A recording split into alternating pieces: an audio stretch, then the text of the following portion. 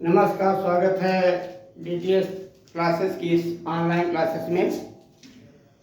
संधि जो स्वर संधि आपका चल रहा है, इस स्वर संधि के 5 भागों में से 2 भागों पर चर्चा पिछली कक्षा में हो चुकी है, यानी दीर्घ स्वर संधि और गुण संधि। अब शेष जो बची हैं वो वृद्ध संधि, यण संधि और अयाधि। अब आज आपको बताते हैं वृद्ध संधि के बारे में। बहुत ध्यान से समझिएगा। वृद्ध का मतलब यह हुआ कि 2 स्वरों के मेल से जो नया स्वर बनेगा वो दीर्घ स्वर होगा, इसलिए वृद्ध संधि नाम पड़ा। तो इसमें क्या होता है, ह्रस्व या दीर्घ,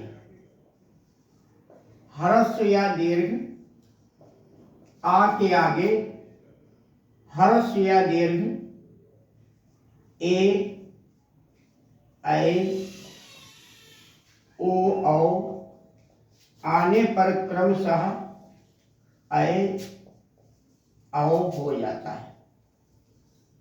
ये बार बार आपको बात बताई जा रही है। यहां लिखा ह्रस्व या दीर्घ, इसका मतलब है स्वर छोटा हो या बड़ा। यहाँ महत्व केवल ये रखता है कि कौन से 2 स्वरों का मेल हो रहा है। उन स्वर के लघु होने से या दीर्घ होने से कोई फर्क नहीं पड़ता है। अब यहाँ ये ध्यान रखिएगा कि अगर आ की मुलाकात ए या ऐ से हो जाए तो क्या बन जाएगा, ऐ बन जाएगा।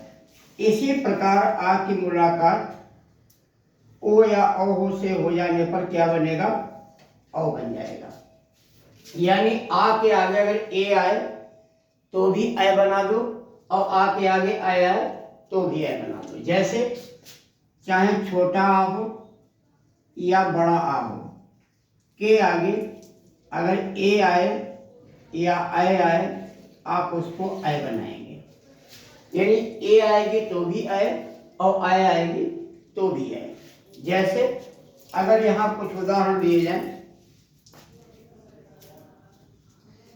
जैसे आता है 1 + 1 क्या होगा। अब यहाँ छोटा आ है, यहाँ ए है, बनेगा क्या, ऐ बनेगा। तो शब्द होगा 1 का 1, 1 + 1 = 1 है। इसी प्रकार आ जाए सदा + एव, क्या हो जाएगा, सदैव। तथा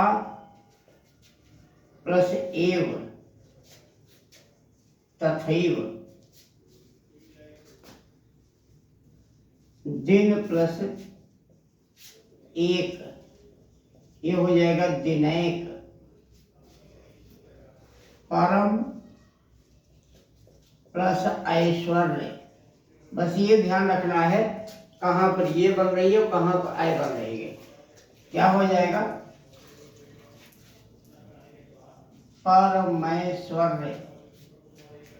यानी परम + ऐश्वर्य शब्द बन गया परमेश्वर्य। इसी प्रकार अगर देखते हैं कि चाहे छोटा आ हो या बड़ा आ हो, के आगे ओ आए या औ आए, क्या बन जाएगा, औ बन जाएगा।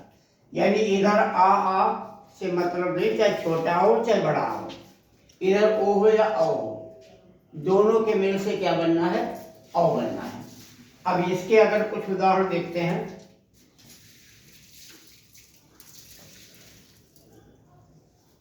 वन + औषध बने। अब देखो यहाँ पे आ है, यहाँ पे औ है, दोनों के मेल से क्या बनना है, औ बनना है। तो शब्द क्या हो जाएगा, वनौषध, वनौषध।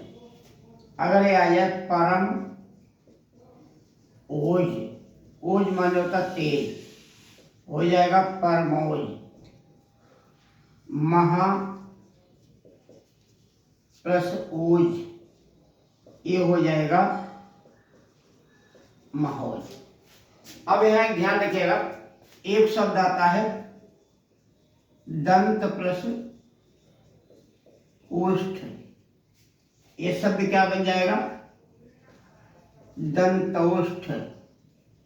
लेकिन अगर ये कहीं दंतोष्ठ भी लिखा है तो भी ये वर्तनी सही मानी जाती है। इसी प्रकार आ जाएगा आधर प्लस ओष्ठ, ये शब्द क्या बन जाएगा? अधरोष्ठ। अगर कहीं अधरोष्ठ भी लिखा है तो ये भी इसकी स्पेलिंग सही मानी जाएगी, यानी बनेगा दंतोष्ठ अधरोष्ठ। लेकिन दंतोष्ठ अधरोष्ठ भी अगर शब्द लिखा है तो इसे भी ये नहीं कहोगे कि इसकी स्पेलिंग गलत है, इसकी वर्तनी गलत है। तो देखा आपने वृद्धि का मतलब जो आउटपुट आपको मिला वो वृद्धि यानी अय अव में तब्दील हो गया। अब आता है सबसे महत्वपूर्ण संधि, इसका स्क्रीनशॉट भी ले सकते हैं ताकि बाद में भी देख के इस बात को समझा जा सके। मुख्य बात यही होती है कि कितना अच्छे तरीके से आप किसी भी बात को समझ लेते हैं।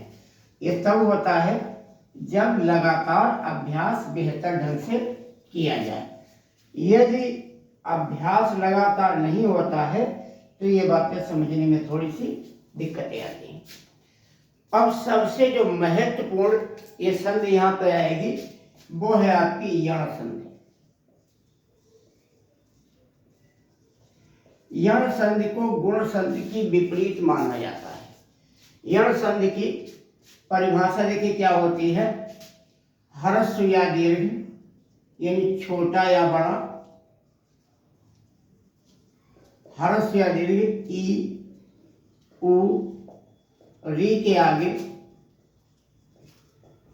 कोई विषम स्वर आए तो क्रमशः या वा र हो जाता है। अब इस बात को पहले समझिए, क्या कहा गया है?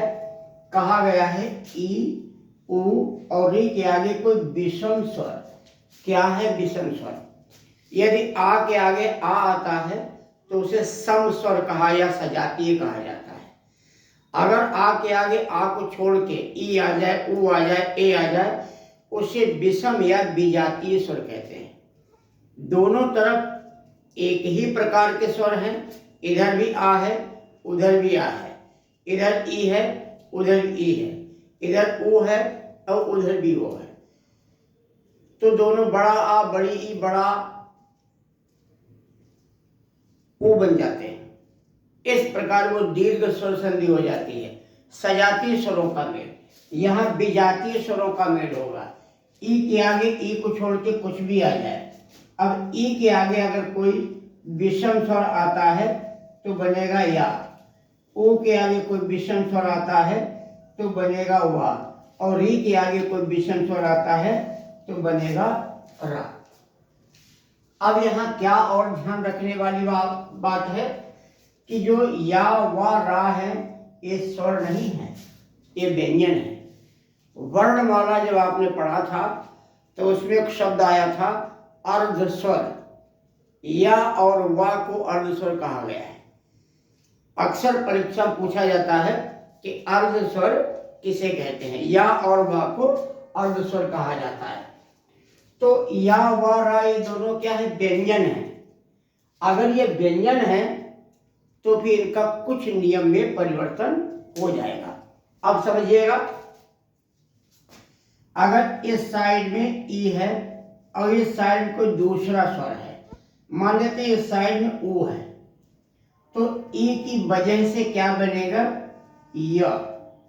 अब ऊ कहाँ जाएगा? तो इस ऊ की मात्रा का प्रयोग इसके ऊपर हो जाएगा, यू हो जाएगा। इसी प्रकार मान लेते हैं कि इस तरफ ई है और उस तरफ ओ आ जाए, तो इसकी वजह से क्या बन जाएगा? या। और इसका क्या करोगे?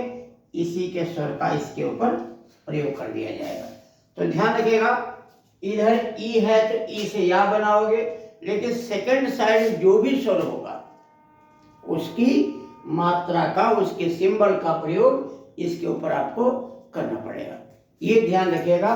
अन्य में ऐसा नहीं था, क्योंकि स्वर थे इसलिए किसी प्रकार की मात्रा का प्रयोग नहीं किया गया, केवल स्वर बदला गया। अब यहाँ स्वर होकर के व्यंजन है, इसलिए यहाँ पर या व रा के साथ में जो सेकंड साइड में स्वर आएगा उसकी मात्रा का प्रयोग करना पड़ेगा। जो यूपी पुलिस या लेखपाल या यूपीएसआई की जो परीक्षाएं हैं उसमें इस संधि में से क्वेश्चन ज्यादा आते हैं। अब जैसे आता है, चाहे छोटी ही हो या बड़ी ही हो, इसके आगे कोई विषम स्वर यदि आता है तो बनेगा या। अब ध्यान रखेंगे सेकेंड साइड में कौन सा स्वर होगा, कैसा प्रयोग होगा। जैसे आएगा अति प्लस अधिक, इस तरफ है ई और इस तरफ है आ। अब आ की तो कोई मात्रा होती नहीं है, तो ई की वजह से बन जाएगा यह, और इस पे इसकी मात्रा यानी कोई है ही नहीं, तो कोई मात्रा का इस्तेमाल नहीं होगा। अब क्योंकि ता में से ये था क्या, ये ता प्लस ई का मेल था, अब ई तो हट गई, ई यहां चली गई, अब बचा आधा ता कैसा हो जाएगा, आधा। शब्द क्या हो जाएगा, अत्यधिक। अति प्लस अधिक शब्द बन जाएगा अत्यधिक। अब यही शब्द आ जाए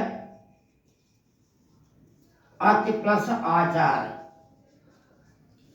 अब देखो यहां पर ई है, सही है, या बन जाएगा, और यहां पे बड़ा आ है तो इस पे बड़ा की मात्रा का इस्तेमाल हो जाएगा, जैसे बनेगा अत्याचार। अत्याचार। अब शब्द आता है जैसे पानी प्लस आवरण। अब यहाँ ई है तो या बन जाएगा, और बड़ा की मात्रा यहाँ पे लग जाएगी, शब्द क्या हो जाएगा, पर्यावरण। अब क्योंकि रा यहाँ आधा हो गया, और आधा रा शिरोरेखा के ऊपर लिखा जाता है। फिर शब्द आता है ने प्लस ऊन। अब ए से बन जाएगा, ना हो जाएगा आधा, और बन जाएगा एक जगह पे या, और बड़ा की मात्रा हो जाएगी न्यून। वे प्लस ऊह, ये हो जाएगा व्यूह। वे प्लस आयाम, व्यायाम। वि प्लस आघात, शब्द हो जाएगा व्याघात। बी प्लस आघात शब्द हो जाएगा व्याघात। तो किस प्रकार से, जैसे आया कि ई की जगह या बनी, और आगे जो भी स्वर है ई है। जैसे शब्द आता है मुख्यमंत्री शिक्षा योजना के अंतर्गत एक कोचिंग चलती अभ्युदय। अभ्युदय कोचिंग में सिविल सर्विसेज के लिए और नीट वगैरह की जो पढ़ाई निःशुल्क होती है सरकार की तरफ से। जो निर्बल आय वर्ग के बच्चे हैं, जो बड़ी बड़ी कोचिंगों में फीस नहीं दे सकते हैं, क्योंकि जितनी बड़ी तैयारी करनी है, जितना महत्वपूर्ण परीक्षा आपको देना है, उसके लिए उसी प्रकार के संसाधन होते हैं और उतनी महंगी कोचिंगें होती हैं। इसलिए सरकार की तरफ से, मुख्यमंत्री की तरफ से एक योजना चलाई गई है, वो निःशुल्क कोचिंग कराते हैं। चलिए, और बात है, तो ये शब्द हो गया अभिप्रस उदय। अब यहाँ देखो भा रह जाएगा आधा, और इस या बन जाएगा, और छोटा मात्रा लग जाएगी, शुद्ध शब्द होता है अभ्युदय। इसकी शुद्ध अशुद्ध स्पेलिंग आएगी, ध्यान रखिएगा। अभ्युदय नहीं होता, अभ्युदय, तो छोटा वो लग जाता है अभ्युदय। अब इसमें देखते हैं वा बनाएंगे, वा पे किस प्रकार का प्रयोग होगा वो भी देख लेते हैं।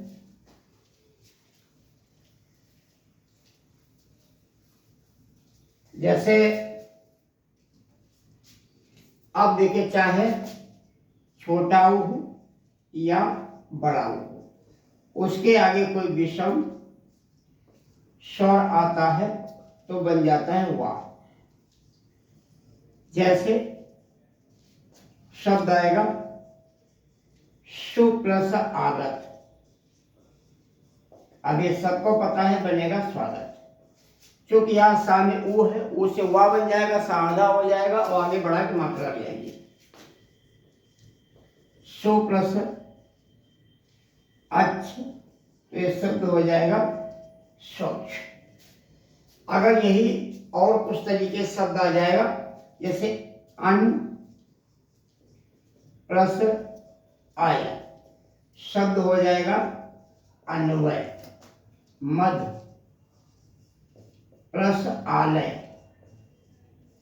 शब्द हो जाएगा मध्यालय। अब यह ध्यान रखिएगा, मध एक अनेकार्थी शब्द है। मधु का मतलब होता है अमृत, मधु का मतलब होता है शहद, और मधु का मतलब होता है मदिरा यानी शराब। तो मधु एक अनेकार्थी शब्द है। जैसे आ जाएगा वधु प्लस आगमन, क्या बन जाएगा? बद्धागमन।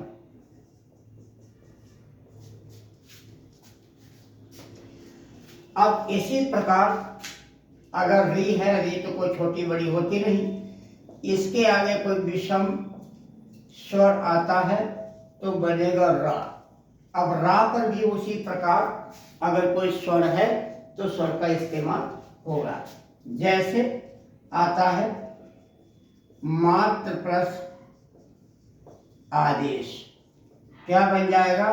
मात्रादेश। अब यहां ध्यान दीजिएगा, ये री से रा कैसे बना? ये शब्द था ता प्लस री, अब आगे क्या आ गया? आगे आ गया बड़ा। अब री की जगह क्या बन गया? रा। अब ता हो गया आधा। ता एक खड़ी पाई वाला व्यंजन है, और खड़ी पाई वाला व्यंजन जब आधा होता है तो पाई हटा दी जाती है, और इसमें जिस रा का इस्तेमाल किया जाता है वो ऐसा रा है। प्रारंभ में आपको बता दिया गया था वर्णमाला में कि रा 4 प्रकार का होता है। एक ऐसा रा होता है, एक ऐसा रा होता है, एक आपका इस तरीके से रा होता है, एक इस तरीके से रा होता है, और चारों प्रकार के रा प्रचलन में है इस समय, ये भी ध्यान रखिएगा। तो मात्र पर आदेश क्या हो गया? मात्रादेश। अब हो जाएगा मात्र प्लस अनुमति। अब देखो यहाँ बड़ा है और यहाँ छोटा है, तो यहाँ बड़ा की मात्रा लग गई, लेकिन छोटा को सिंबल होगा नहीं, तो शब्द हो जाएगा मात्रानुमति। मात्रानुमति। इसी प्रकार का आ जाएगा मात्र प्लस इच्छा। अब ई है, शब्द हो जाएगा मात्र इच्छा। अगर ये शब्द आ जाए, पित्र भी हो सकता है इधर, पित्र मात्र प्लस उपदेश। अब ये ऊ है तो क्या हो जाएगा? मात्रोपदेश। मात्रोपदेश। क्या सिर्फ आपको ध्यान रखना है कि इधर की वजह से ई उ री की वजह से या वा रा बनता है। सेकंड साइड में जो भी स्वर हो उस स्वर का इस्तेमाल क्रमशः या वा और रा पर किया जाएगा। और एक चीज ध्यान रखिएगा, यण संधि में जितने भी शब्द आते हैं प्रायः ये प्रत्यय से बनते हैं, और प्रत्यय सॉरी उपसर्ग, और उपसर्ग से बने शब्दों में अव्ययीभाव समास होता है। और स्वर संधि की लास्ट संधि है, वो भी मैं आपको बता देता हूं, ताकि स्वर संधि का भाग समाप्त हो जाए और अगली जो क्लास होगी वो व्यंजन संधि से होगी। तो अगली संधि बनती है अयादि। क्या ध्यान रखिएगा, अयाद संधि हिंदी में नहीं होती, संस्कृत में होती है, लेकिन फिर भी हिंदी पढ़ी जाती है, पढ़ाई जाती है, और इससे जुड़े प्रश्न आते हैं। क्यों नहीं होती है और क्यों पढ़ाई जाती है, इसको भी बात आपको बताइए। जैसे ए ऐ, ओ औ के आगे कोई विषम स्वर आए तो क्रमशः क्या बन जाता है, अब, आव, ये बनेगा आय, आय, आव और आव। तो ध्यान रखिएगा, अगर ए की जगह ए के आगे कोई विषम स्वर आए, ए ऐ के आगे, तो इसकी वजह से बनता है य। अब अगर ए आएगा तो यहाँ पर आपको छोटा लगाना है, ऐ आएगा तो बड़ा लगाना है। इसी प्रकार ओ औ की वजह से बनता है वा। अगर ओ है तो आपको छोटा लगाना है, औ है तो बड़ा लगाना है। बस ये ध्यान रखिएगा। अब जैसे देखते हैं, ए ऐ के आगे अगर कोई विषम स्वर आएगा तो क्या करोगे, इससे आय या आय बन जाएगा, या आय बनेगा या आय बन जाएगा। ध्यान दीजिएगा। जैसे अगर आता है ने प्लस अन तो शब्द हो जाएगा नयन। अगर ये शब्द हो नय प्लस इका तो बन जाएगा नायिका। गय प्लस इका गायिका। अगर गय प्लस अक हो तो गायक। गय प्लस अक तो बनता है गायक। अगर ये नय प्लस अक हो तो बनता है नायक। अब एक शब्द यहां अलग से लिख देते हैं। जैसे अगर ये बन जाए विनय प्लस अक तो ये शब्द बनेगा विनायक। ध्यान दीजिएगा, संधि से बने शब्द, ये जो लास्ट वाला है इसको मैं ऊपर लिख देता हूं ताकि आपको समझ में आए। विनय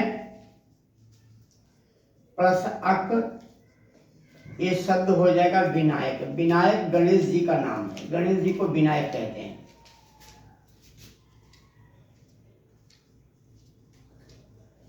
आपको प्रारंभ में बताया गया था कि संध से बने हुए शब्द या तो यौगिक होते या योग रूढ़।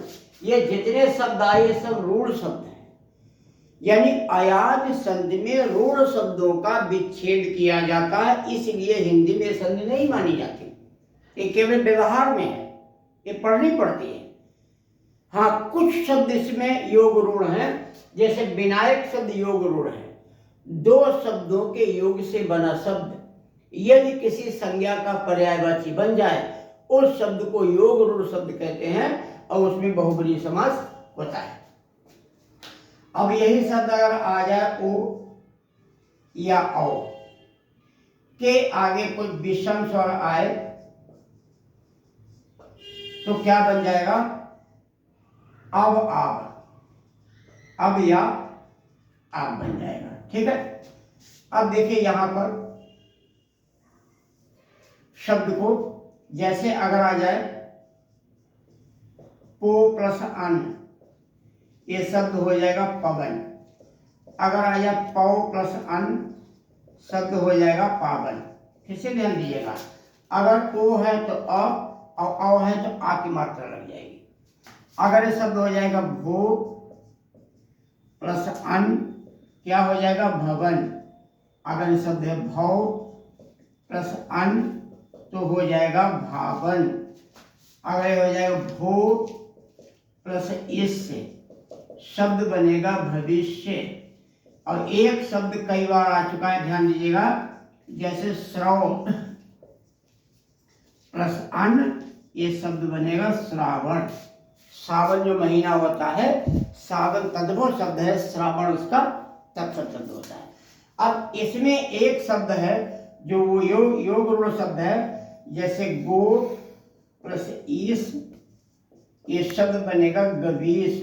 गो माने गाय, ईस माने स्वामी, गाय का स्वामी, तो कृष्ण भगवान को गवीश कहते हैं। गवीश एक योग रूढ़ शब्द है। विनायक गणेश जी का पर्यायवाची योग रूढ़ शब्द है, और गवीश कृष्ण भगवान का पर्यायवाची ये भी एक योग रूढ़ शब्द है।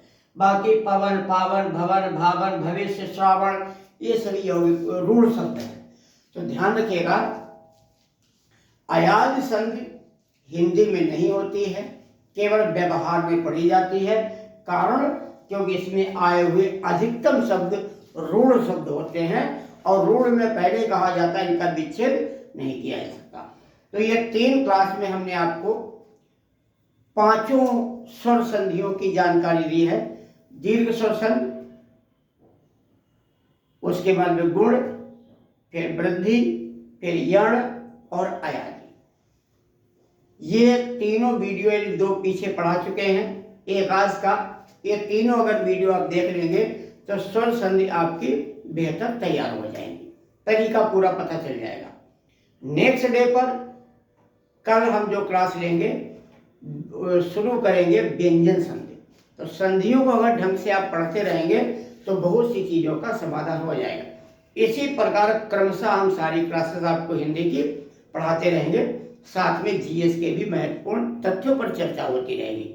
आप इसको चैनल को अगर नए हैं तो सब्सक्राइब करें, अपने मित्रों को, दोस्तों को भेजें, और अपनी बात भी कमेंट बॉक्स में अवश्य लिखें। इसी प्रकार आपके उज्जवल भविष्य की ढेर सारी शुभकामनाएं। नमस्कार, जय हिंद।